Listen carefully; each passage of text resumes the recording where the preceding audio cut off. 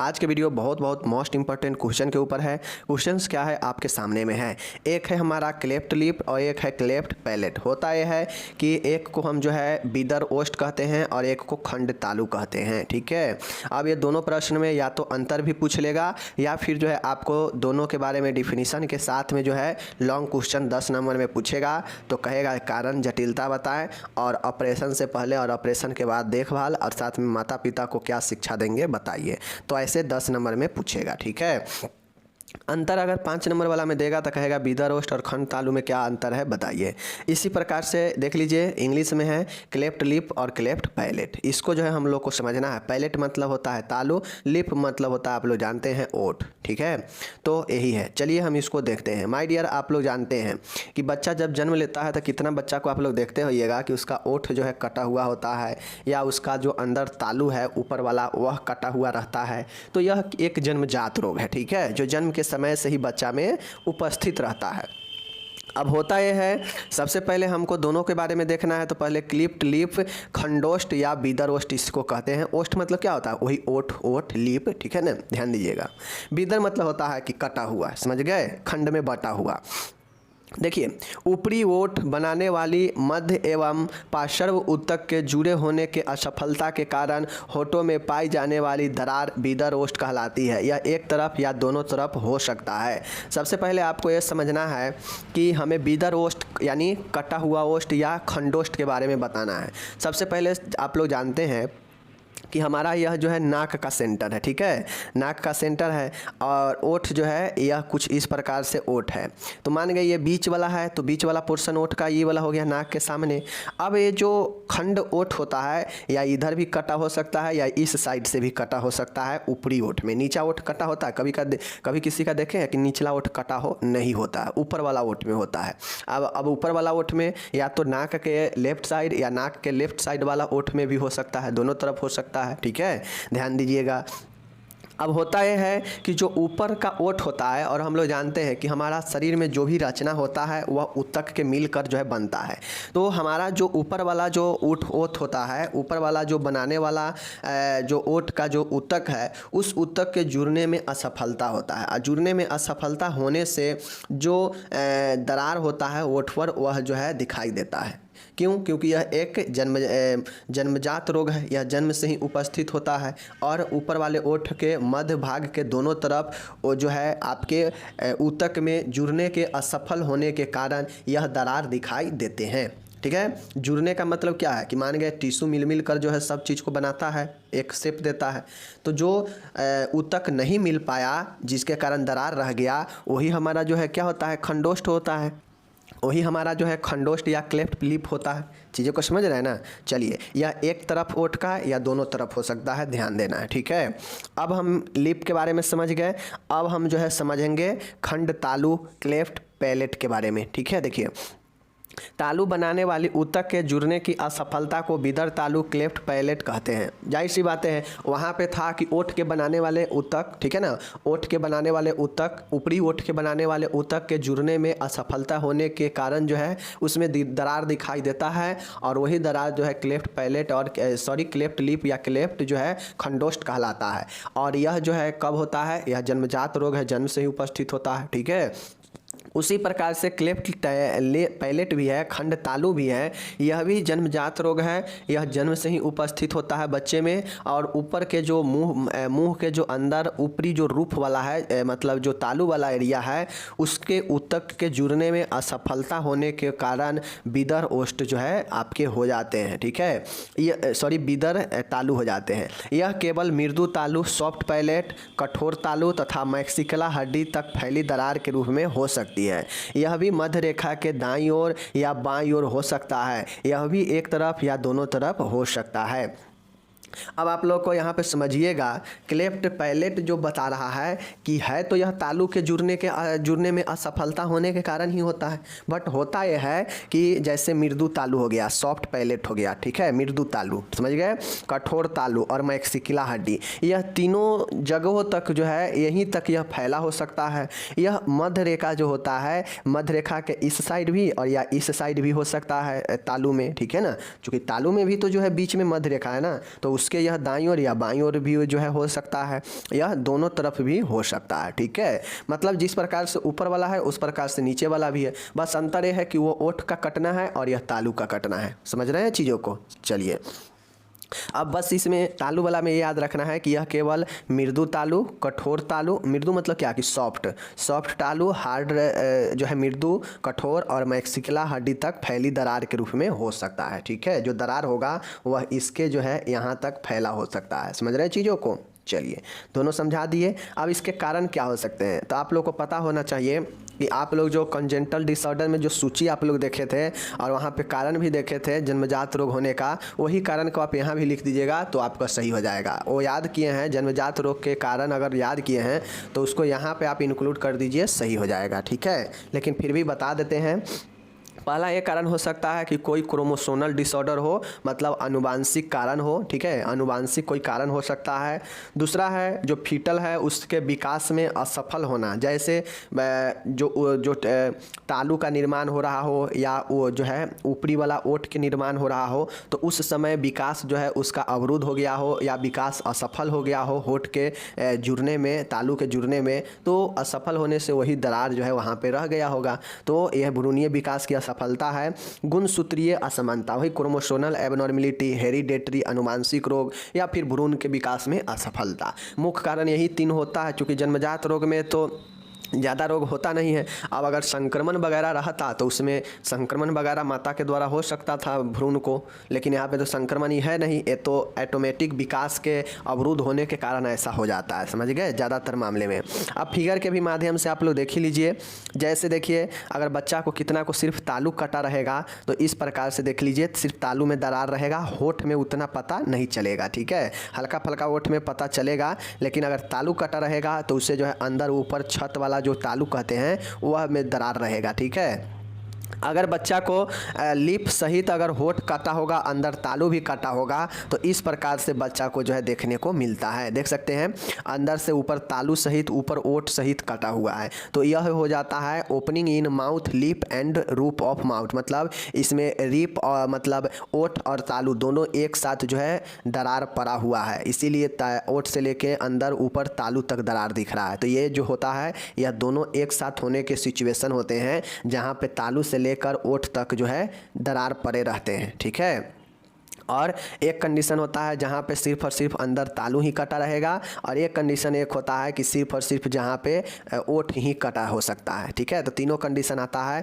एक होगा जो तालू से लेकर पूरा ओठ कटा होगा, और एक होगा जो आपके सिर्फ और सिर्फ अंदर तालू कटा होगा, और एक होगा जो सिर्फ और सिर्फ ये ओठ इधर या इधर कटा होगा। ठीक है, तो ये नाक के इधर या इधर किधर भी कटा हो सकता है। तो यही जो है बेसिकली होता है। चीज़ों को समझ गए होंगे आप। चलिए, अब इसका जटिलता क्या हो सकता है। मान गए अगर मान गए बच्चा जो है इस प्रकार से जन्म ले लिया है, ठीक है, मतलब होठ कटा हुआ या तालू कटा हुआ, तो उसका अगर आप नहीं ट्रीटमेंट करवाते हैं तो आगे चल के इसकी क्या परेशानियाँ, क्या जटिलता हो सकता है। तो देख लीजिए, जटिलता यह होगा कि नाक से बच्चा जो है बोलेगा सियाना होने पर भी, बार बार होने वाला मध्य कान शोथ, रिकरेंट ओटाइटिस मीडिया, कान में जो है बार बार संक्रमण हो सकता है, दंत समस्या, दांत का समस्या हो सकता है, दांत जो है सही आकार नहीं ले पाएगा, स्तनपान करने में बच्चा को कठिनाई होगा, भोजन या दूध का नाक द्वारा वापस आना, चूँकि कटा हुआ भाग रहेगा तो बैलेंस बनेगा नहीं, जो भी दूध लेगा तो उसका नाक या जो है मुंह के द्वारा वापस आ जाएगा। तो यह सब जो है आपके जटिलता हो सकता है। जटिलता में ना स्तनपान अच्छा से कर पाएगा, न दूध और जो भी भोजन और दूध लेगा वह मुंह और नाक के द्वारा वापस आ जाएगा, दांत की समस्या हो सकता है, बार बार संक्रमण हो सकता है, नाक से बोलना जो है पड़ सकता है। तो यह सब जो समस्या है, और यूँ कहा जाए तो इसमें जो है ब्यूटी भी बिगड़ सकता है, यानी सुंदरता भी बिगड़ सकता है। तो ये सब जो है समस्या जटिलता में बदल सकता है। ठीक है, आगे है, अब हम लोग से पूछा गया है कि सर्जरी से पहले और सर्जरी के बाद देखभाल बताएं। अब देखिए, इसमें कोई स्पेसिफिक सर्जरी नहीं है। ठीक है, इसमें कोई सर्जरी का नाम नहीं है कि हाँ फलाना सर्जरी जो है। इसमें स्टिच जो है दोनों ओठ के आपस में लाकर उसे स्टिच कर दिया जाता है। जहाँ भी अगर दरार पड़ा है तो उसको आपस में लाकर स्टिच कर दिया जाता है, वही एक प्रकार से सर्जरी हो जाता है। ठीक है, तो इसके सर्जरी अगर हो जाएगा किसी को तो सर्जरी से पहले और बाद के देखभाल बताना है। सही है ना। चलिए देखिए, पहले वाला देख रहे हैं, बालक के श्वसन, आंत्रीय संक्रमण, मध्यकान संक्रमण पर नज़र रखे, शिशु को संक्रमण से बचाए। अब सर्जरी होने वाला है तो सर्जरी से पहले ध्यान रखा जाता है पेशेंट का कि पेशेंट में कोई इन्फेक्शन वगैरह ना हो जिससे सर्जरी रुक जाए। तो सबसे पहले बालक को श्वसन का, आंत्र का, मध्यकान का संक्रमण पर नज़र रखे और शिशु को संक्रमण से बचाए, चूँकि उससे सर्जरी होना है। तो ये सब पहले में मैनेजमेंट होता है। बालक को भर्ती कराने के बाद रबर के सिरे वाले ड्रॉपर या एसेप्टिक सिरिंज से फीडिंग की आदत डालें। अब बालक को भर्ती करने के बाद अस्पताल में जो रबर के सिरा होता है, मतलब जो रबर का जो ड्रॉपर होता है, उसके द्वारा या एसेप्टो सिरिंज से फीडिंग की आदत, मतलब पोषण की आदत डालनी चाहिए। ठीक है, बच्चे को रबर के जो बना होता है ड्रॉपर या फिर जो एसेप्टो सिरिंज होता है उसके द्वारा भोजन पोषण देना चाहिए, आदत डालना चाहिए। रबर टिप को बगल से मुंह में डालकर खाद व जीभ पर उड़ेले, इसके बाद में टाँकों के व्यवधान नहीं होगा। ठीक है, इसके बाद में टाँकों में व्यवधान नहीं होगा, बगल से देने पर टाँका में व्यवधान नहीं होता है। शैल क्रिया के बाद जो है फीडिंग का तरीका पालकों को समझाए। सर्जरी के बाद जो भी फीडिंग का तरीका है वह आपको, अगर सर्जरी हो जाता है तो उसके बाद जो है उसके जो भी मतलब पेरेंट्स है कैसे जो है पोषण कराना है, इसके तरीकों को समझाना चाहिए। चौथा है, देखिएगा यहाँ पे, शिशु को सीधे पीठ के बल कोहनी बंद एल्बो रेस्टोरेंट साथ लिटाने का अभ्यास कराएं ताकि बालक जो है हाथों से ओठों एवं ओठों का स्पर्श कर इससे होने वाली जलन से बच सके। अब होता यह है कि सर्जरी से पहले हम जो है शिशु को सीधे पीठ के बल लिटाते हैं, एल्बो रेस्ट्रेंट्स जो है लगाते हैं और साथ लिटाने को अभ्यास कराएं ताकि बालक हाथों से ओठों का स्पर्श करे ना, तो इससे होने वाले बर्निंग सेंसेशन, जलन को बचा जा सके। ठीक है, बालकों को ऑपरेशन के बारे में कोहनी बंधन, ओष्ठ बंधन के बारे में शिक्षा प्रदान करें। कोहनी बंधन और ओष्ठ बंधन का मतलब है कि सर्जरी अगर होने के बाद बच्चा अगर हाथ को, अगर आप उसके कोहनी को नहीं बांधते हैं तो बार बार वो जो है सर्जरी साइट पर जो है उसे अपने हाथों से छुएगा और हो सकता है संक्रमण भी हो जाए या टाँका को खोल भी दे। तो इसलिए जो है उसे एल्बो मतलब कोहनी का बांध जो है किया जाता है। समझ गए, याद रखिएगा। तो ये सब सर्जरी से पहले है। अब बाकी मैं आपको पहले भी बता ही चुका हूँ कि कैसे जो है सर्जरी से पहले, सर्जरी के बाद, सर्जरी के दौरान देखभाल लिखना है। बच्चा है तो बच्चा के हिसाब से लिखेंगे, और मैं बार बार बताता हूँ, आइडिया मैं दे चुका हूँ कि सर्जरी से पहले, सर्जरी के बाद और सर्जरी के दौरान देखभाल जो है कैसे लिखेंगे। और ये भी मैं बता चुका हूँ कि देखभाल लिखेंगे लेकिन बीमारी को ध्यान में रखते हुए लिखेंगे। ऐसा नहीं है कि जो मन में आएगा लिख देंगे, बीमारी को ध्यान में रखते हुए लिखेंगे। समझ रहे चीज़ों को? चलिए, तो ऐसे मैं ये सब बता दिया, लेकिन ये सब बताना हमको नहीं चाहिए, क्योंकि नर्सिंग प्रबंध आप खुद से लिखिए। मैं बार बार यही बता रहा हूँ, कितना वीडियो में बता चुका हूँ कि नर्सिंग प्रबंध मैं आपको पहले कितना बता चुका हूँ वीडियो में कि कैसे पॉइंट को सिलेक्ट करना है और कैसे हमें लिखना है। ठीक है, तो ये सब चीज़ें हो गया। अब आगे चलिए, शैल क्रिया के बाद क्या क्या देखभाल किया जाएगा, पोस्ट ऑपरेटिंग में क्या क्या देखभाल होगा, देख लीजिए। वाइटल साइन पर नज़र बनाए रखे, वह अनियमित हो तो उसे आवश्यक कदम उठाए। बच्चे पर जब सर्जरी हो जाने के बाद हमेशा वाइटल साइन पर ध्यान रखें, जैविक चिन्ह पर, और कोई उसमें अनियमित हो तो डॉक्टर को सूचित करें। दूसरा है, शिशु को पीठ के बल लिटाकर एक तरफ से थोड़ा ऊंचा कर दे जिससे शराब ठीक तरह से निकलते रहे, वह एस्पायरेशन जो है ना हो। आप लोग को पता होना चाहिए, शिशु को पीठ के बल लिटाएंगे लेकिन थोड़ा सा जो है सर को ऊंचा करके रखेंगे। ऊंचा करके रखेंगे तो जो भी शराब अंदर से होगा वह बाहर निकल जाएगा, अंदर के शराब अंदर ही नहीं रहेगा। शराब बाहर निकल जाएगा तो एस्पायरेशन से बचा जा सकता है, मतलब श्वसन के अनुपस्थित होने से बचा जा सकता है। श्वसन, एस्पायरेशन के मतलब होता है कि श्वसन का रुक जाना, श्वसन का अनुपस्थिति होना। ठीक है। तीसरा है, बालक की स्थिति लगातार बदलते रहे जिससे हाइपोस्टैटिक निमोनिया ना हो। ठीक है, बच्चे को लगातार जो है हम स्थिति बदलते रहेंगे। क्यों? क्योंकि इससे जो है बच्चे में हो सकता है निमोनिया, हाइपोस्टैटिक निमोनिया, या बिस्तरी घाव भी हो सकता है। इसलिए जो है लगातार क्या करना चाहिए, लगातार स्थिति को बदलते रहना चाहिए। आगे देखिए, आगे है ऑपरेशन थिएटर से लौटते ही बंधन लगाए जिससे बालक अपने हाथों से टाँकों को नुकसान नहीं पहुंचाए। मैंने बताया ना ऊपर में कि सर्जरी से पहले बता दे पेशेंट के जो भी बच्चे के पेरेंट्स है उसको बताएं कि कैसे जो है बंधन एल्बो बंधन है उसको कैसे देखभाल करना चाहिए, ठीक है ना। तो अब यहाँ पे जैसे ही सर्जरी हो गया है तो बच्चे को एल्बो बंध लगा दे, ठीक है ना, केहूनी बंध लगा दे ताकि टाँके को जो है नुकसान न कर पाए, ठीक है। पाँचवा है पोषण हेतु ऐसी तकनीक का इस्तेमाल करें जिससे चोट न लगे। अब पोषण ऐसे चीज़ों से देंगे जो बच्चे के लिए अच्छा होगा, जिससे बच्चे को चोट न लगेगा टक्का वगैरह पर, ठीक है। फीडिंग के बाद डकार दिलाए एवं सवारों को जो है स्रावों को साफ करें। जब पोषण करा दे तो पोषण के बाद बच्चे को डकार दिलाए और स्राव जो सिक्रेशन हो उसको साफ करें। सातवां है फीडिंग के बाद गॉज स्वेब या सलाइन या एचओ से जो है स्राव व, ठीक है ना, भोज पदार्थ को साफ करें। अब जब हम पोषण कराते हैं बच्चे को, दूध पिलाते हैं तो देखते होइएगा वो उसके मुंह ऊपर कपड़े पर लग जाता है, गिर जाता है। तो इसके लिए गॉज स्वैब से, सलाइन से या एचओ से जो है साफ़ करना चाहिए स्राव को, और भोज पदार्थ को भी साफ़ करें अगर इधर उधर गिरा पड़ा है तो, ठीक है। आगे है बालक को रोने से बचाएं, रोने से टाँकों पर खिंचाव आते हैं। अब बच्चा को मान गए स्टिच पड़ा हुआ है ओठ में या तालू में, तो क्या करना चाहिए, बच्चे को जो है क्या करना चाहिए, रोने से बचाना चाहिए, क्योंकि रोने से प्रेशर पड़ेगा टाँका पर, टाँका खुल सकता है, ठीक है। टाँकों की सुरक्षा हेतु ओठ सुरक्षा उपकरण लगाए। टाँकों की सुरक्षा के लिए चाहे बच्चे से हो या रोने से हो, इसके लिए ओठ सुरक्षा उपकरण लगाए जो टाँके को सुरक्षित रखता है, ठीक है। 10वां है संक्रमण से बचाव के लिए बालक की व्यक्तिगत स्वच्छता बनाए रखें एवं सीवन रेखा को स्वच्छ रखें, ठीक है ना। संक्रमण से बचाने के लिए बच्चे को व्यक्तिगत स्वच्छता का ध्यान रखें। 11 है मुंह नासारंध्र मतलब वही नाक के ऊतकों पर सूजन के लिए नज़र रखें एवं उत्पन्न होने पर तुरंत डॉक्टर को सूचित करें। अब चूँकि मुंह हो गया या तालू हो गया, इस पर स्टिच पड़ा है, दरार पड़ा हुआ भाग पर, तो नज़र रखें उसके ओठों पर, उसके मुंह पर, उसके नाक के छिद्र पर कि कोई सूजन तो नहीं हो रहा है। सूजन होने पर तुरंत जो है डॉक्टर को बताएं, ठीक है।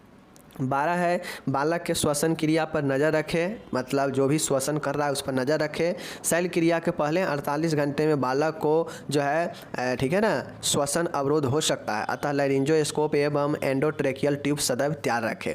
अब जैसे ही मान गए बच्चा का सर्जरी करके स्टिच हुआ है तो हो सकता है उसके पहले 48 घंटे में संभावना रहता है कि उसका जो श्वास है वह श्वास में अवरोध हो जाए, ठीक है ना, एस्पायरेशन हो। तो इसके लिए जो है लैरिंजोस्कोप और एंडोट्रेकियल ट्यूब हमेशा जो है क्या करना चाहिए, साथ में रखना चाहिए तैयार, ठीक है, ताकि जैसे ही श्वास अवरोध हो तो बच्चे को इससे ठीक किया जा सके। तो ये हो गया सर्जरी से पहले और सर्जरी के बाद देखभाल। आपको बस नज़र में ये रखना है कि जैसे किसी का ओठ कटा होगा तो ओठ का सर्जरी होगा, स्टिचिंग होगा, तालू कटा है तो तालू का होगा, तालू सहित ओठ कटा है तो दोनों का जो है स्टिच होगा। तो इस स्टिच के लिए रख रखाव क्या होना चाहिए, क्या जो है सर्जरी के पहले क्या सर्जरी के बाद होता है, ये चीज़ों को आप पहले भी पता है और अभी भी पता है। आप बिल्कुल सर्जरी के पहले और बाद बिल्कुल नया चीज़ ऐड कर सकते हैं, ठीक है। हाँ, लेकिन ये ध्यान में रखना है कि यहाँ पर ओठ कटा हुआ है तो ओठ कटा हुआ के लिए ही लिखेंगे, ठीक है।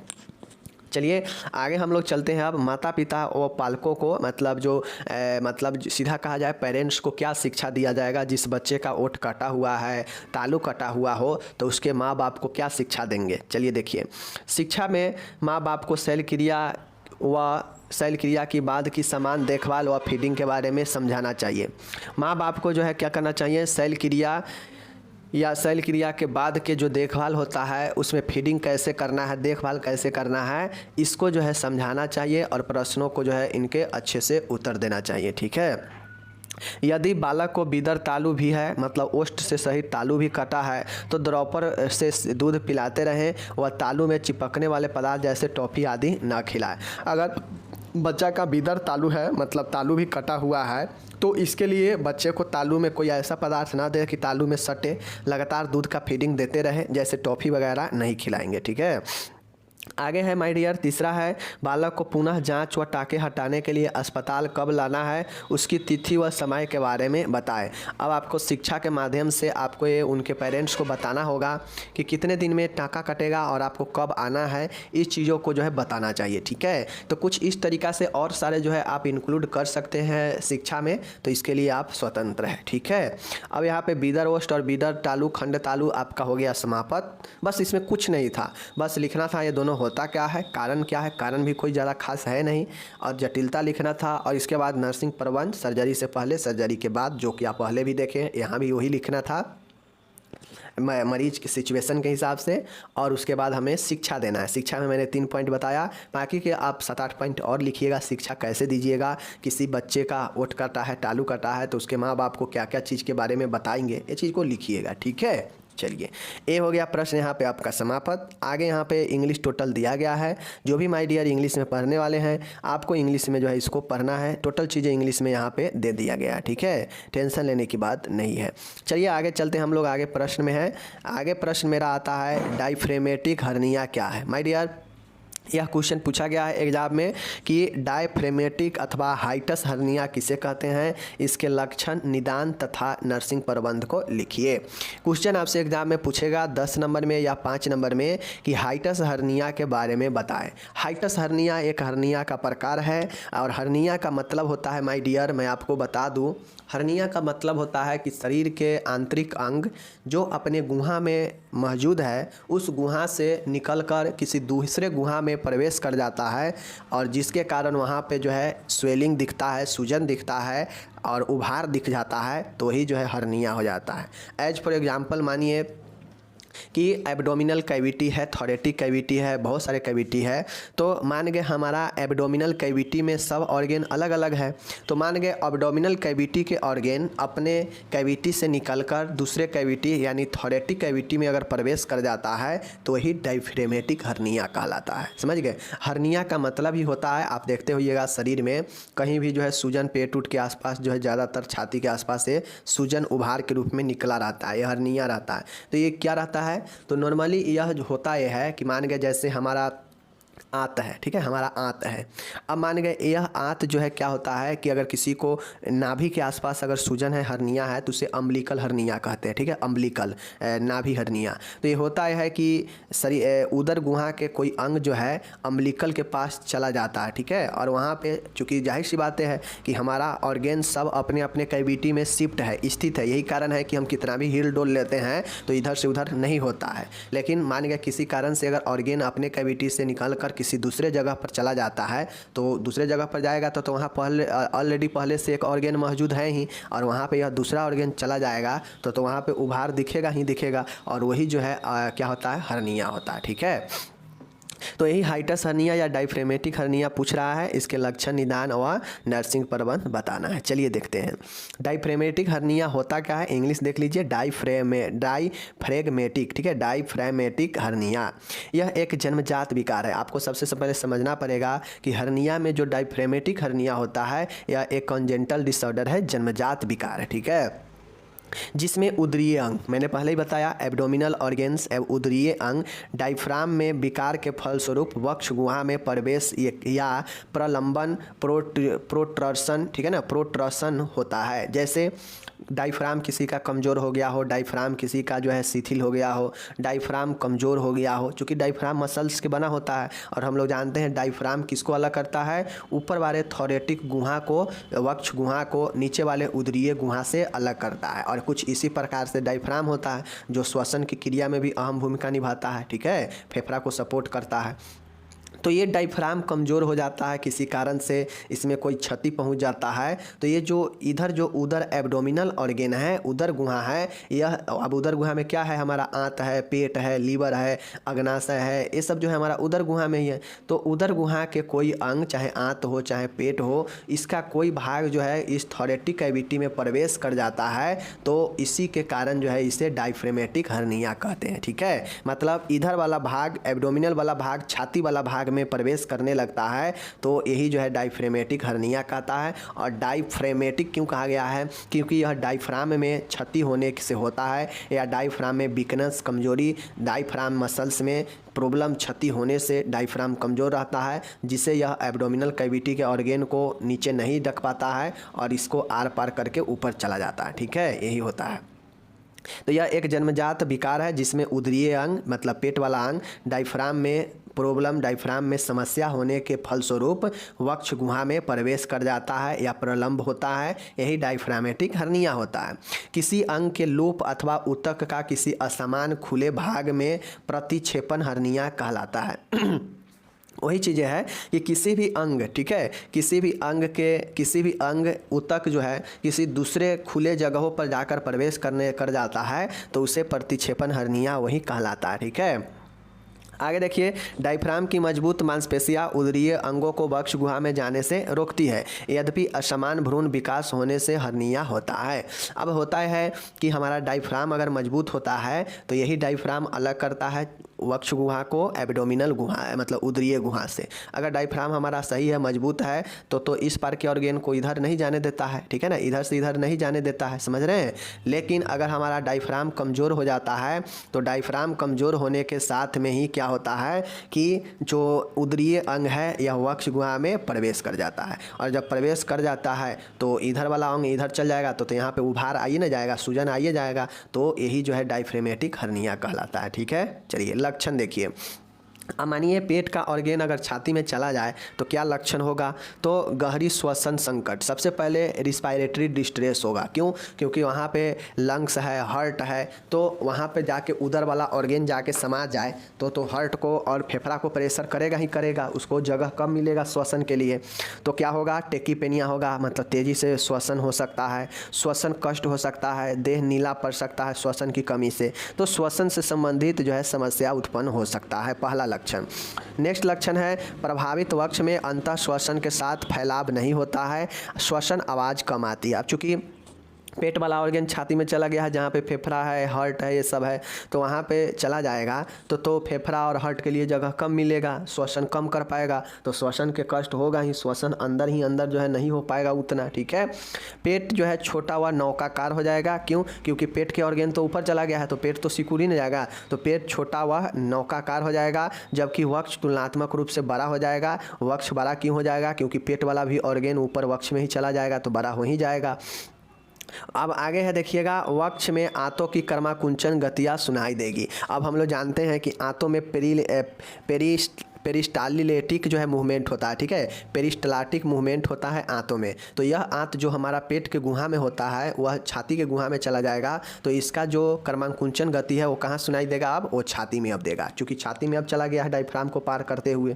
ठीक है, आघात लग सकता है, तो ये सब जो चीज़ें हैं लक्षण दिखाई देगा डायफ्रामेटिक हर्निया वाले में। ठीक है, आगे है बहुत सारे समस्या हो सकता है, बच्चे को वोमिटिंग हो सकता है, ठीक है ना, श्वसन अवरुद्ध हो सकता है, ठीक है, जो है हार्ट हृदय से संबंधित समस्या हो सकता है, बहुत सारे लक्षण दिखेंगे जिसको आपको लिखना है। ठीक है, डायग्नोसिस इसमें क्या होता है, निदान क्या होता है? तो सबसे पहले स्पेशलाइज एक्सरे करवाया जाता है, ठीक है, इंडोस्कोपी किया जाता है, ठीक है, चाहे सीटी स्कैन भी किया जाता है, तो ये सब चीज़ें किया जाता है, जितना हो सके निदान में लिख सकते हैं। ठीक है, आगे हम लोग देखते हैं, अब हम लोग नर्सिंग मैनेजमेंट देखेंगे। ठीक है, क्या देखेंगे?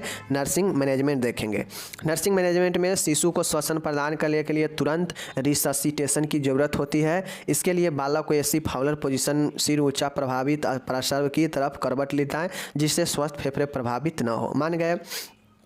मान गए कि शरीर का हमारा पेट का जो अंग है वह जो है लेफ्ट साइड के छाती में प्रवेश किया है, तो क्या करेंगे? राइट साइड से जो है उसे क्या करेंगे? लिटाएंगे, और ये होगा कि जो राइट साइड वाला है वह जो है प्रभावित नहीं होगा, और लेफ्ट साइड वाला को जो है हम लोग और तत्काल जो है श्वसन के लिए प्रबंध करेंगे, क्योंकि जैसे ही पेट के अंग से छाती में प्रवेश करेगा तो बच्चा को श्वसन कष्ट होने लगेगा, समस्या आने लगेगा, हृदय से संबंधित जो है हृदय आउटपुट जो है कम होने लगेगा। ठीक है, क्योंकि हमारा शरीर का एक फिक्स शेप बना हुआ है, और उसमें अगर कोई दूसरा ऑर्गेन जाकर प्रवेश कर जाए जो उसके लिए वह कैविटी नहीं बना है, वहाँ पे जाके वो प्रवेश कर जाए तो वहाँ के जो पहले से ऑर्गेन है उसको तो क्षति होगा ही होगा। तो यही सब चीज़ें हैं।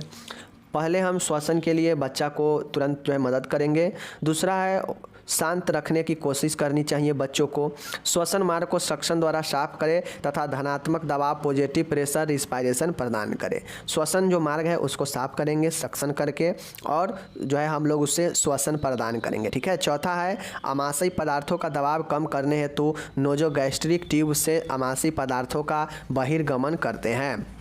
पेट में तरल पदार्थ इकट्ठा होता है, तो चूंकि मान गए पेट से जो है आंत में ही जाता है भोजन, तो आंत तो मान गए या पेट के कुछ भाग जो है थोरेटिक कैविटी में है तो वह छाती में भारी ला सकता है। तो इसके लिए क्या होगा कि जो है आमाशय को दबाव कम करने के लिए एनजी ट्यूब से जो है पदार्थ को बाहर निकालते हैं, ठीक है।